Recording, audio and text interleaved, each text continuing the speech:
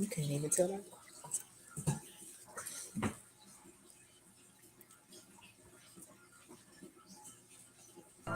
Let's have a chat. Christ says all things. You gotta get up on your knees and you gotta believe. You gotta talk to the Lord when your world feels down. You gotta build a connection when nobody around. You gotta lift him up in prayer and call him by his name. The value of his love can never be exchanged. When Satan get to creeping and you're thinking no be sleeping, just calling your guardian angel for a little healing. Raise your hands real high, high up in the sky, and tell the Lord, I'm a believer, I'm a believer, I'm a believer, I'm a believer. Are you believing? I'm a believer. Are you believing? I'm a believer. Yeah. Are you believing? Hello, and come on in and let's chat. Thank you for joining Wave of Praise Radio in today's segment of Let's Chat, a discussion on healing those painful places in life through Christ, because we know that Christ can heal all things. I am your host, Kristie Hunter, and if you're joining us today by any of the social media platforms, feel free to chime in by dropping your comments below. However, if you are not on a social media platform and you want to join in the conversation, feel free to, I didn't get the phone number written down today. Feel free to text your information or questions or comments. Let me get that for you. Sorry about that, viewers. I was not ready. Feel free to text us at 937-673-4371. That's 937-673-4371. We definitely look forward to engaging in this conversation with you. And so returning for part 2 of Healing and Remarrying After Divorce is the wonderful woman of faith who I am so honored to have again and to have been able to meet is my friend Anita Jenkins. Hello, Anita. Welcome back. Hello, Miss Kristie. It is my pleasure to be here. Thank you so much for your flexibility. I know I was supposed to be on viewers last week, but my schedule fell apart, and so thank you for inviting me back again. I am speaking with you from North Carolina, and All right. on a work trip, and so it's a blessing to join you from this fabulous hotel room. All right. Thank you so much. So before we dive in, I kind of want to do a quick recap just to give the viewers some tips and tools that you shared with us last week to help in the healing process. And I know one of the things you said that was profound is that divorce is not love's fault. That's what we need to keep in mind, that divorce is not love's fault. Then you said it is a fair request to ask God to bring you a partner. Then you let us know that we need to position ourselves to be found and engage in self-care by taking dance lessons, going to sporting activities, or doing just some type of physical activity that would allow us to be our best version of ourselves as we go through the healing process. Another tip that you gave us, which I kind of want to piggyback on after I make a comment, is stop dating trying to create who you want in the relationship, right? So today, as I was preparing, the Lord kind of dropped some things in my spirit. And so before we go any further, I definitely want to discuss the part of the healing and dating process after divorce. Sometimes we have to determine what is acceptable and then what is frustration, right? I Sure. think both men and women, we don't always consider that we won't get a perfect mate. We talked about that a little bit too. But Sure. as we get to know people, we experience their actions and their behaviors. And sometimes they can rub us a particular way. Then sometimes they can really just cause us to be irritated. So what we need to do in those moments is really stop and determine if this person is right for me to engage in a romantic relationship with, because we cannot change them. Only God can change them. We need to evaluate two things, I think, is what came to me when we go through this process. And one is this an area which I need to heal because I'm still wounded? And Yes. two, am I ignoring what God gave us as self-preservation mechanisms, right? Indicators that God gave us that this outcome is not favorable to us. And so I thought on the flip side of that, if it's something that we accept, then maybe we can learn from them. Like, so if they do behaviors that are contrary to what we're normally experience, meaning, is there a benefit to them in their life? Are they my life? Are they adding value? Are they fitting into my purpose that God has for me? Right? Are they encouraging me to go further? And I think those things are too many different things, because I've seen situations where women settle for those places Mm. of frustration just to have a man, Yes.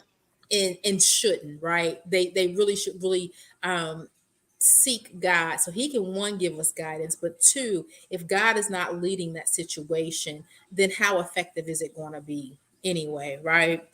And so then I think after we assess that, you can move forward with how that person should kind of be a part of your life. And then if we push it, if we decide it's really frustrating and irritating for us, and we try to make it work, it gives a foothold to the enemy to cause distractions and to keep us from maybe our purpose and really the destiny that God has for us. So really, we should really do some different assessments as we date, and go through the healing process. So that was just something that came to me that I wanted Sure. to. Sure. I would like to, I would just like to add some things to this.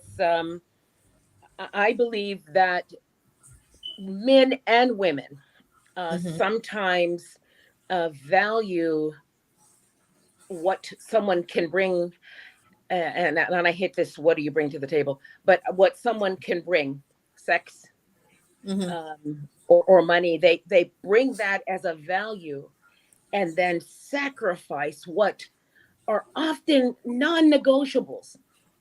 yeah, mm-hmm, Abuse is a non-negotiable, and mm-hmm, just because you're getting regular sex, mm-hmm. abuse is not an equal partner for Acceptable. that. That's not Mm-hmm, acceptable.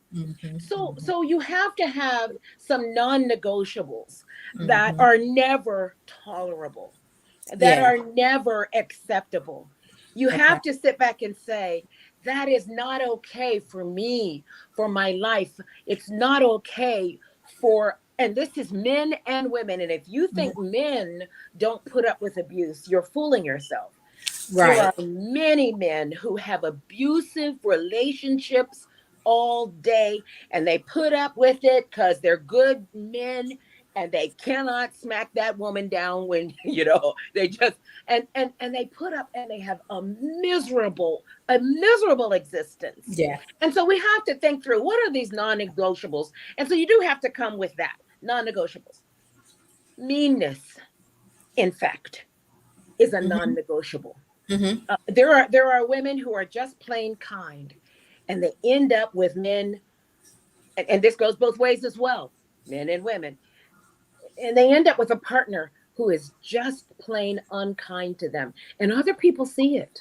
You'll Yeah. you'll you'll find that other people see it, like, he treats her like dirt. What is that? And Right. he's like, why does he talk to her like that? You'll have that background, That and lack of respect. Yeah. but for the sake of having someone, I mean, and you have to start saying to yourself, I can do bad all by myself, All you by know myself. all by Right. myself. And so you really do have to say, there are non-negotiables, and be awake when you start dating.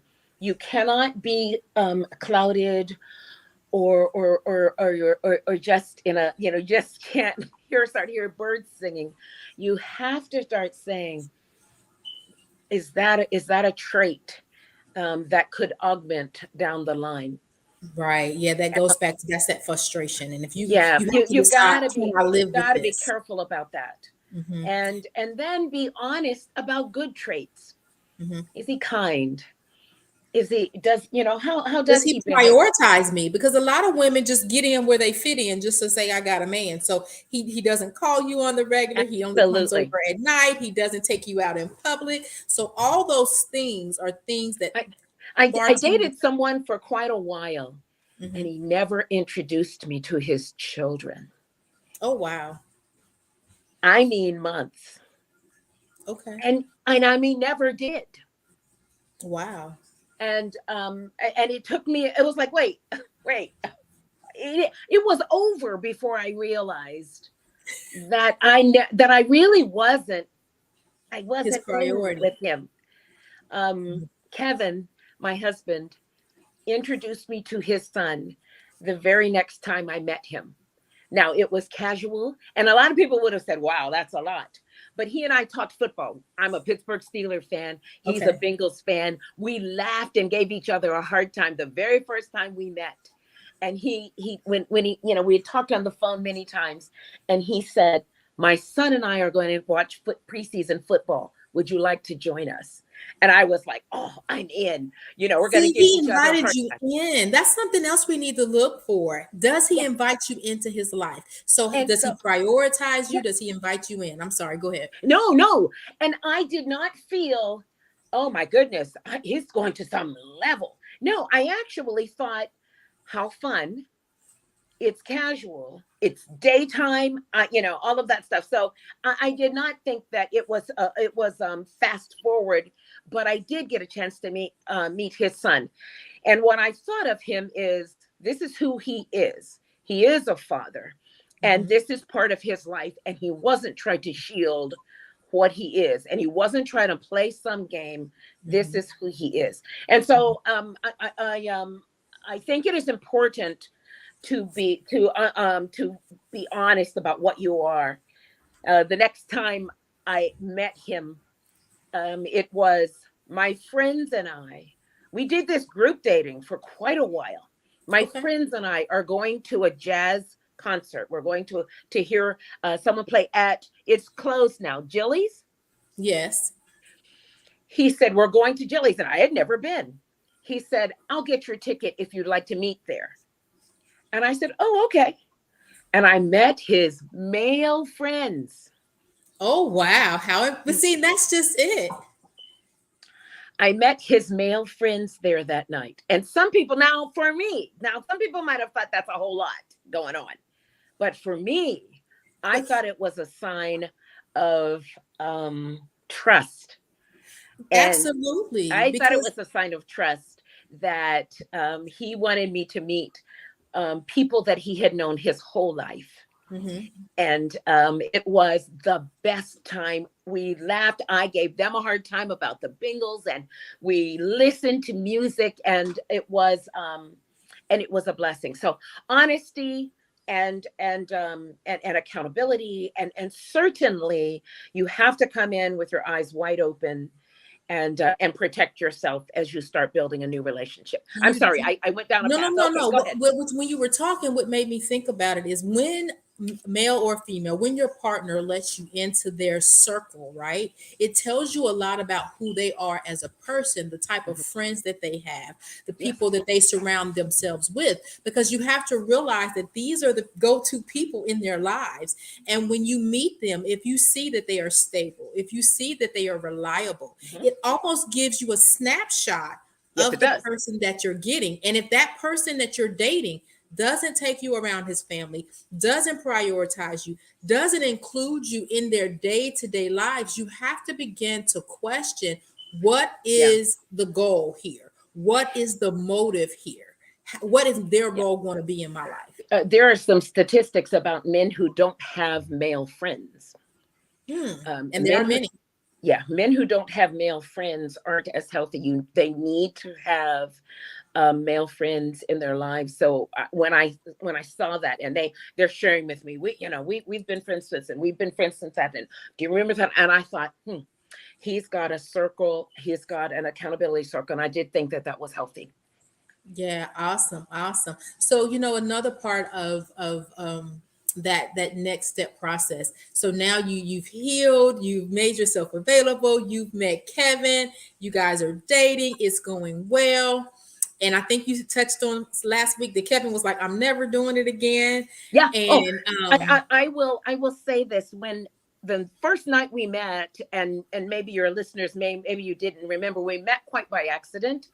I took myself out on a date, and ladies and gentlemen, if you're in a group of women, how are you going to meet your one-on-one if you are in a gaggle? It's a little tough.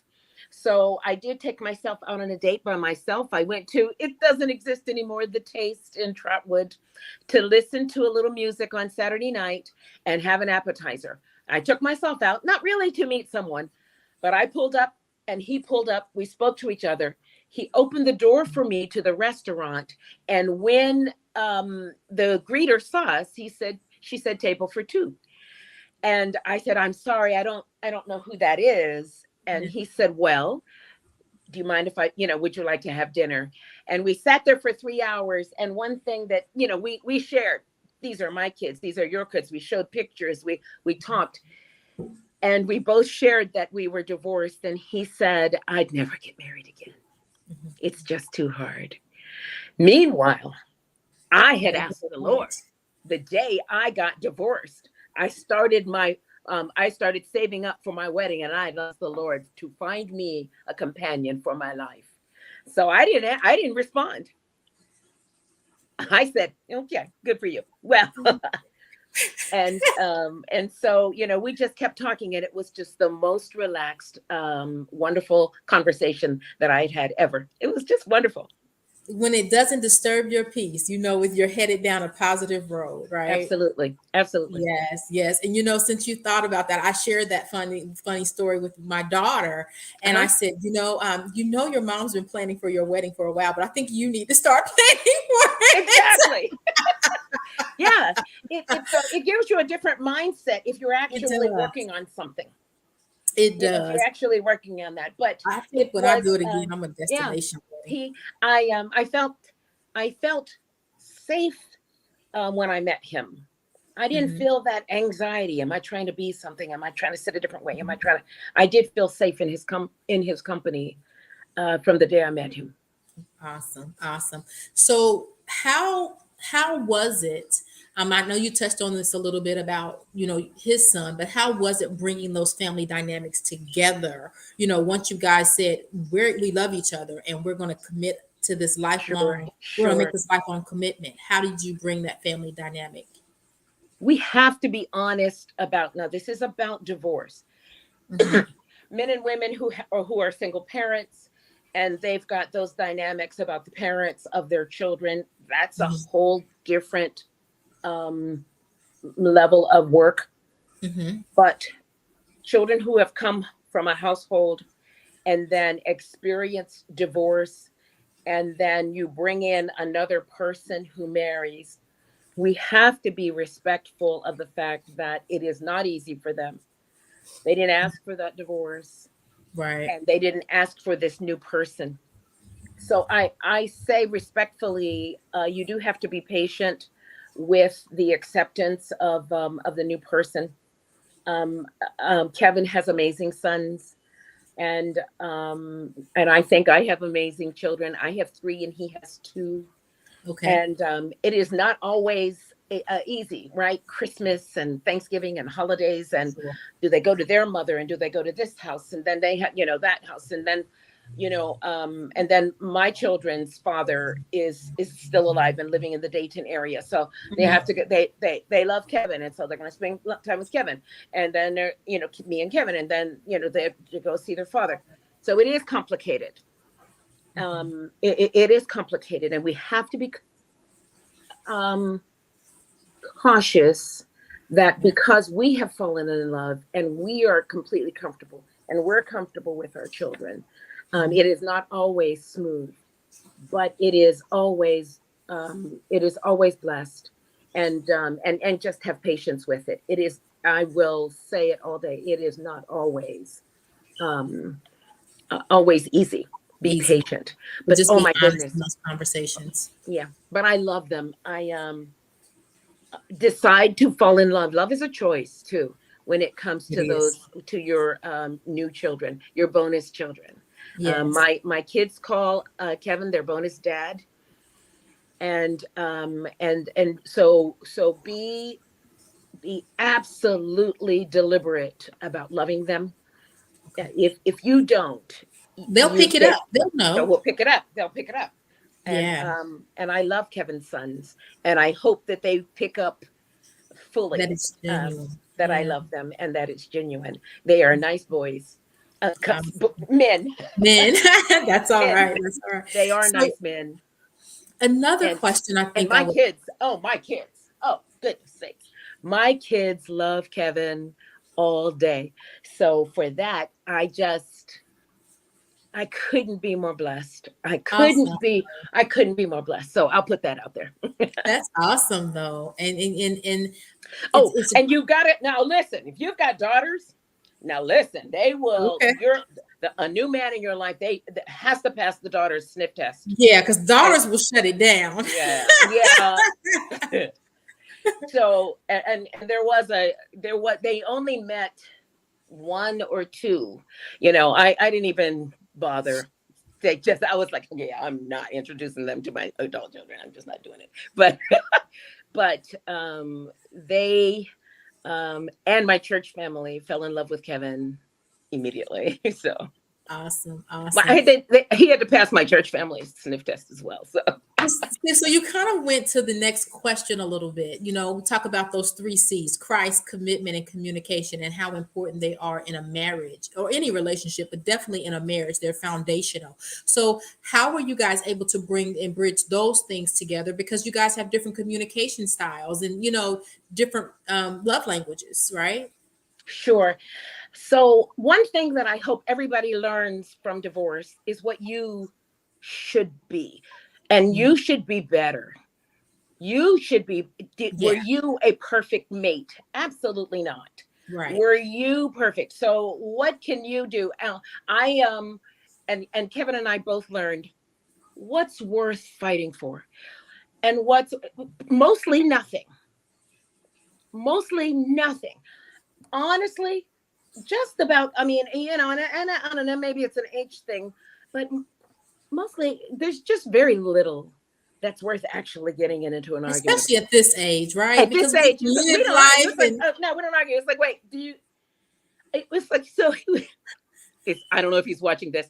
It's so funny. He bought new golf clubs. 1, 2, 3. I think this is 4 set of golf clubs. He bought new golf clubs. I'm not asking. He's a grown man. I'm not asking how much they cost.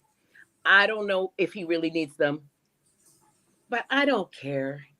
I can't care about that. Maybe in years past, I would have said, you didn't need good new golf clubs. Why would you? I mean, I think I would have stirred something up about that. And he's like, why would you do that? First of all, he's a grown man. This is something he loves. Let him do it. Who cares?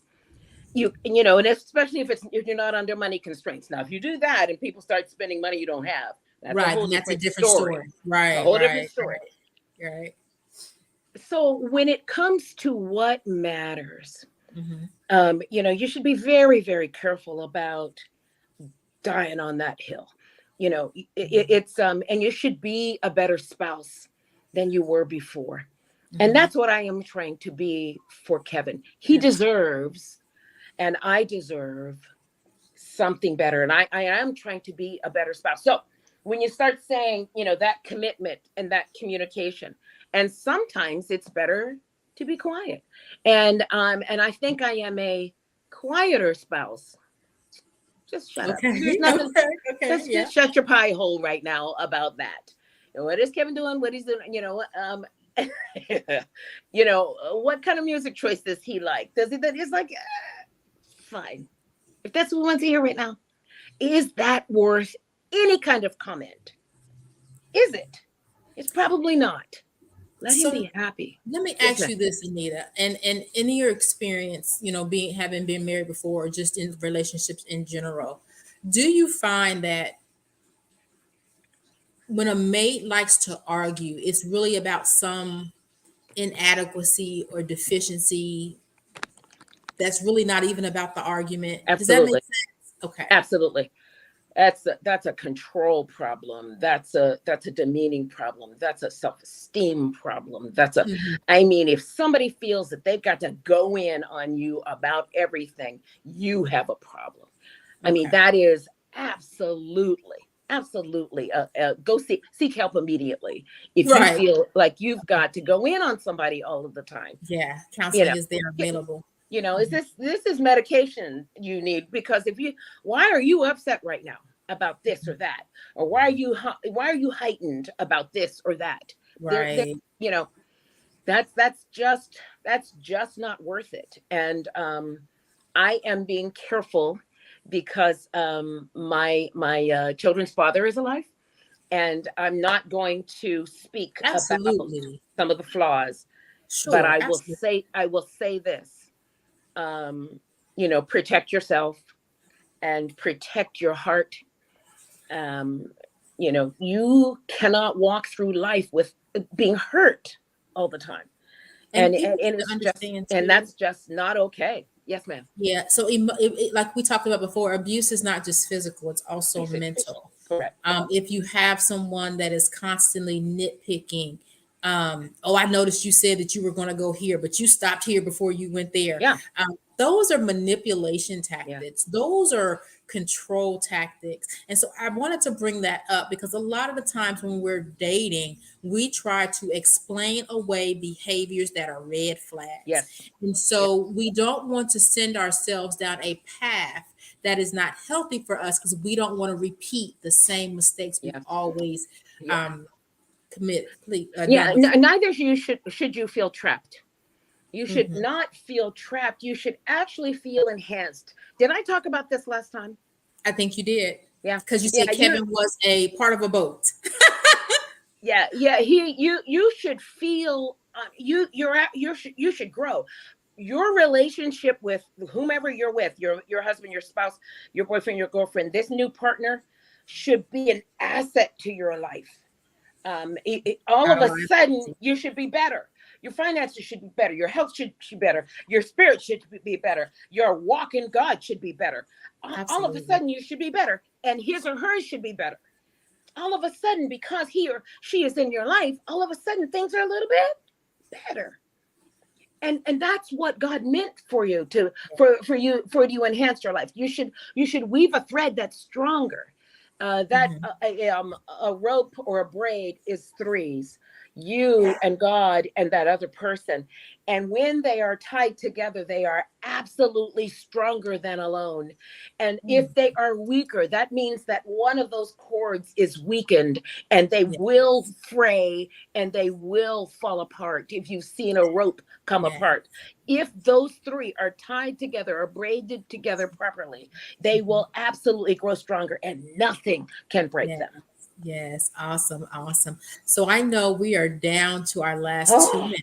it's so easy This to get always deleted. goes so fast, but I would love to have you come back when Kevin can be on so that he can give the male perspective if he's interested. Not to Absolutely. put you on the spot or anything, but just to throw it out there. Just, because we want to be respectful, of the male's point of view as well, and let Fair enough. Kevin speak to that perspective. But what would you say to our viewers and listeners, um, other than what you shared, to help them be more equipped to go through the healing journey and not stay stagnant, right? And we've talked about how to date, but being married and trusting and falling in love again. What would you say to them? Did I tell you what my go-to verse was? Be still. Be still. Yes. Yeah. No, actually, talk about that. I can't remember, but talk about that. So relax. God's in charge. Um, God's in charge. We are so anxious, and we are just grabbing and pulling, and we are so anxious. Be anxious for nothing is what God's word says. In Yeah. fact, sit back and be still and know that God is in charge of your life. When Yes. you are still, you will Mhm. hear some things. You will be able to work without crying. You will be able to drive without being so distracted you won't have a car accident. Mhm. When you are still, you will be able to say hello to a man and not be so weirded out that you're not yourself. Hmm. Right. Right. Yeah, That so first weird. Oh, impression, I just met be a guy. Oh you. no, You don't have to just be it's you. him. Because guess what? You're going to come out eventually. Right, you're gonna come out eventually. Be still, take a breath, and relax, and know that you are in the palm of God's hands all the time. Be safe in being yourself, and know that all things work together, even the terrible breakup of a family. I do not believe that families should fall apart ever. Mhm. But when they do, even God has a plan for your life and a future for and a future and a hope, Oh, as the word says. So if he has a future and a hope and a plan, even in all things, then relax. If you knew the beginning from the end, you wouldn't worry, now would you? If you nope. knew that this was just a detour, you wouldn't worry, now would you? This is just a detour. You don't worry about it if your GPS says, "Hey, take that detour." But in life, when life gives you a detour, you get all wigged out. Don't do that. Just know, all right, God's got me on a detour right now. I'm going to Yes. keep rolling, and I'm going to trust him in all things. All things awesome. Anita, thank you so Oh, much for blessing us with your wisdom once my again. honor. No, it's just experience. Yes, and that, but it's an experience well shared with those Thank of you, my us who are love. in the journey. So thank you so very much. And until next time, thank you for joining Let's Chat, and we will see you next month. Take Thank you for care. having Let's Chat. God Thank bless you. you all. Take care. Thank you. Let's have a chat. Christ says all things. You gotta get up on your knees and you gotta believe. You gotta talk to the Lord when your world feel down. You gotta build a connection when nobody around. You gotta lift him up in prayer and call him by his name. The value of his love can never be exchanged. When Satan get the creeping and you're thinking no, he's sleeping, just calling your guardian angel for a little healing. Raise your hands real high, high up in the sky, and tell the Lord, I'm a believer, I'm a believer, I'm a believer, I'm a believer. Are you believing? I'm a believer. Are you believing? I'm a believer. Yeah. Are you believing? Hope that was okay.